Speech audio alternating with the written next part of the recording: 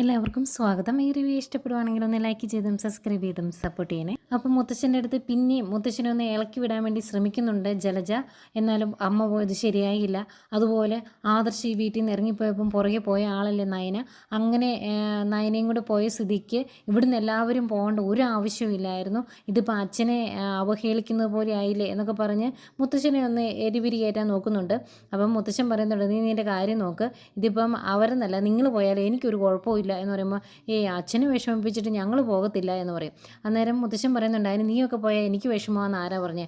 ആര് പോയാലും എനിക്കൊരു കുഴപ്പമില്ല, നീ ഇപ്പോൾ എനിക്ക് ഇത്തിരി മനസ്സമാധാനം താ, ഇവിടെ നിന്ന് പോയിത്താ എന്ന് പറഞ്ഞ് വഴക്ക് പറഞ്ഞ് ജലജനെ അവിടെ നിന്ന് വിടുന്നുണ്ട്. ജലജയ്ക്ക് അത് അത്രയും ഇഷ്ടപ്പെട്ടിട്ടില്ല.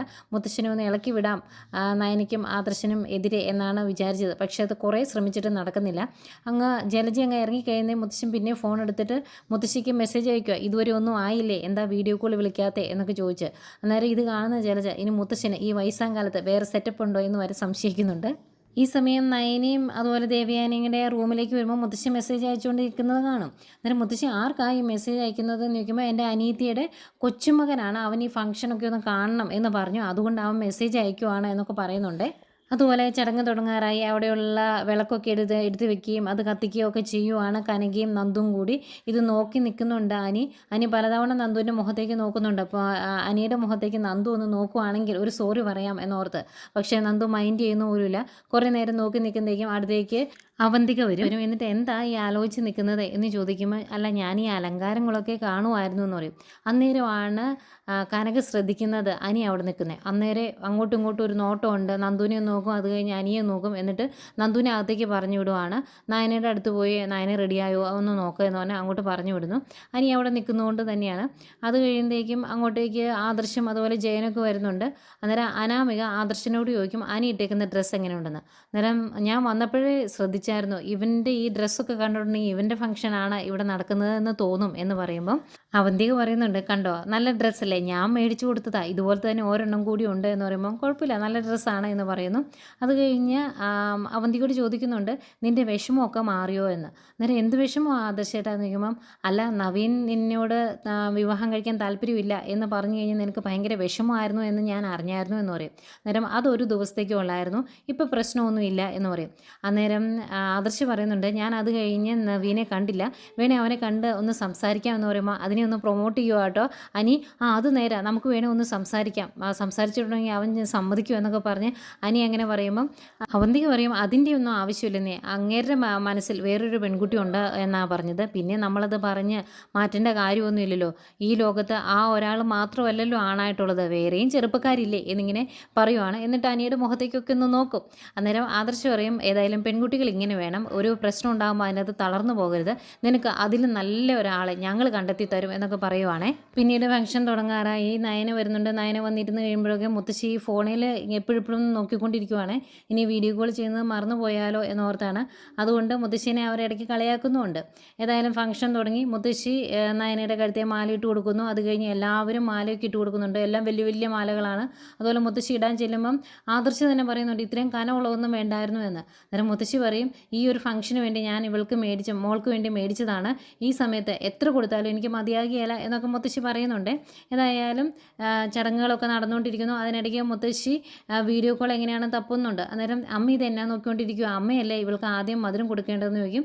അങ്ങനെ മുത്തശ്ശി വന്ന മധുരവും കൊടുക്കും. എന്നിട്ട് ബാക്കിയുള്ളവരൊക്കെ കൊടുക്കാനായിട്ട് നിൽക്കുന്ന സമയത്ത് മുത്തശ്ശി മാറി നിന്ന് ഫോണെ നോക്കുന്നുണ്ട് വീഡിയോ കോൾ വിളിക്കാനായിട്ട്. ഇതിനിടയ്ക്ക് ജാനകിക്ക് അങ്ങ് ഇഷ്ടപ്പെട്ടിട്ടില്ല. ഒരു 2 പവൻ്റെ വള മാത്രമല്ലേ കനകയൊക്കെ ഇട്ടുള്ളൂ. അന്നേരം അവന്തികയുടെ ചെവി പറയുവാണ്, അവരാണ് ഏറ്റവും കൂടുതൽ സ്വർണ്ണം ഇടേണ്ടത്, എന്നിട്ട് കൊണ്ട് ഇട്ടേക്കുന്ന കണ്ടില്ല ഒരു ഉണക്ക വള എന്നുള്ള രീതിയിൽ സംസാരിക്കുമ്പോൾ, ഒന്ന് മിണ്ടാതിരിക്കുക അമ്മായി എന്ന് പറയുന്നുണ്ട്. ഈ ചടങ്ങൊക്കെ എവിടുന്ന് കൊണ്ടുവന്നതാണ് എന്നറിയത്തില്ല. ഏതായാലും മുത്തശ്ശി അതിന് നമുക്കുണ്ടാകുന്ന സംശയത്തിനുള്ള മറുപടിയും തരുന്നുണ്ട്. ഇത് നമ്മുടെ വീട്ടിൽ മാത്രമുള്ള ചടങ്ങാണ്. 3-ാം മാസം, 5-ാം മാസം, 7-ാം മാസം, 9-ാം മാസം, അങ്ങനെ ഇനി ഇഷ്ടം പോലെ ചടങ്ങുകളുണ്ട്. പിന്നെ ഇത് ഇവിടെ ആയതുകൊണ്ടാണ് ഈ ഒരു ഗ്യാപ്പ് വന്നേക്കുന്നത്. അവിടെ വീട്ടിൽ തന്നെ ആയിരുന്നെങ്കിൽ, അനന്തപുരി തറവാട്ടിൽ തന്നെ ആയിരുന്നെങ്കിൽ എല്ലാ മാസവും ഓരോ ചടങ്ങും പൂജ്യം വെച്ച് നടത്തിയേനെ എന്ന് മുത്തശ്ശി പറയുന്നുണ്ട്. പിന്നെ ഇതിനിടയ്ക്ക് മുത്തശ്ശി വീഡിയോ കോൾ വിളിച്ച് മുത്തശ്ശനെ കാണിക്കുന്നു. മുത്തശ്ശന് ഭയങ്കര സന്തോഷമാകുന്നു. കണ്ണൊക്കെ നിറഞ്ഞു വരുന്നുണ്ട് മുത്തശ്ശൻ ഓർക്കുവാണ്, ഞാൻ മേടിച്ച മാല ഏതായാലും മോൾക്ക് നന്നായിട്ട് ചേരുന്നുണ്ട്, ഒരു രാജകുമാരിയെ പോലെയുണ്ട് എൻ്റെ നയനമോൾ എന്നൊക്കെ മുത്തശ്ശൻ ഓർക്കുവാണ്. അതിനിടയ്ക്ക് മുത്തശ്ശിയുടെ ഈ വീഡിയോ കോൾ വിളിയൊക്കെ കാണുമ്പം അനി വന്ന് ചോദിക്കുന്നുണ്ട്, ഇതാരെയാ ഈ വിളിക്കുന്നതെന്ന്. അന്നേരം എൻ്റെ അനിയത്തിയുടെ കൊച്ചുമോനെയാണ് എന്ന് പറയുമ്പോൾ, എങ്കിൽ അവരോട് ഇങ്ങോട്ട് വരാൻ പറഞ്ഞാൽ പോരായിരുന്നു എന്നൊക്കെ അനിയും ചോദിക്കുന്നുണ്ട്. അന്നേരം മുത്തശ്ശി പറയും, നിങ്ങളെല്ലാവരോടും ഒന്ന് ഒരുമിച്ച് നിന്ന് ഞാൻ അവനെ നിങ്ങളെല്ലാവരും ഒന്ന് ഒരുമിച്ച് കാണിച്ചു കൊടുക്കട്ടെ എന്ന് പറയും. എല്ലാവരോടും ഒരുമിച്ച് നിൽക്കുന്നു. അന്നേരം മുത്തശ്ശി അവരുടെ എല്ലാവരുടെയും വീഡിയോ എടുക്കുന്നുണ്ട്. ഈ ഫോട്ടോ എടുക്കാൻ വേണ്ടി നിന്നപ്പം അനിയുടെ അപ്പുറവും ഇപ്പുറവും അവന്തികയും നന്ദുവും വരുവാണേ. അപ്പം അനിയുടെ അടുത്ത് നന്ദു നിൽക്കുന്ന കാണുമ്പോഴത്തേക്കും കനകയ്ക്കും അതുപോലെ ജാനകിക്കും ദേഷ്യം വരുന്നു. പെട്ടെന്ന് അവിടുന്ന് ചാടി എഴുന്നേറ്റ് പോരുവാണ് കനക. എന്നിട്ട് അവരുടെ രണ്ടുപേരെ നടുക്ക് കയറി നിൽക്കും. അതുപോലെ അവന്തിക മാറ്റിയിട്ട് ജാനകി അവിടെ കയറി നിൽക്കുന്നുണ്ട്. എന്നിട്ട് നീ എന്തിനാണ് ഇവിടെ വന്ന് നിൽക്കുന്നത് എന്ന് ചോദിച്ച് അനിയോട് അതിനിടയ്ക്ക് അലമുണ്ടാക്കാൻ പോകുന്നുണ്ട് ജാനകി. ഈ സമയം മുത്തശ്ശൻ്റെ അടുത്തോട്ട് അഭി വരും. എന്നിട്ട് മുത്തശ്ശൻ എന്നത് ഈ ഫോണിൽ നോക്കുന്നതെന്ന് ചോദിക്കുമ്പോൾ ദേഷ്യം വന്നിട്ട് മുത്തശ്ശൻ പറയുവാണ്, നിൻ്റെ അമ്മ ഇട്ടിട്ട് പോയില്ലേ ഒരുത്തൻ, അവൻ്റെ രണ്ടാം കെട്ട് കണ്ടുകൊണ്ടിരിക്കുകയാണോ എന്ന് പറയും. അപ്പോൾ മുത്തശ്ശൻ ഇത് പറയുന്നത് വീഡിയോ കോൾ ആയതുകൊണ്ട് അപ്പുറത്തേക്ക് നിന്ന് എല്ലാവരും കേൾക്കുമല്ലോ. അന്നേരം ജയൻ ചോദിക്കും, ആരാമ്മ ഇപ്പോൾ സംസാരിച്ചത്, അച്ഛൻ്റെ ശബ്ദം പോലെ തോന്നിയല്ലോ എന്ന് പറയുമ്പോൾ, അയ്യോ ഇത് എൻ്റെ അനിയത്തിയുടെ ഭർത്താവാണ് എന്ന് പറയുവാണ്. അന്നേരം ഓ ഇളയച്ചനായിരുന്നോ, എങ്കിൽ ഇളയച്ചനൊക്കെ വിളിക്കായിരുന്നല്ലോ എന്നൊക്കെ അവർ പറയുന്നുണ്ട്. ഏതായാലും മുത്തശ്ശി അയ്യോ പെട്ടെന്ന് അത് കട്ടായി പോയി എന്ന് പറയുന്നു.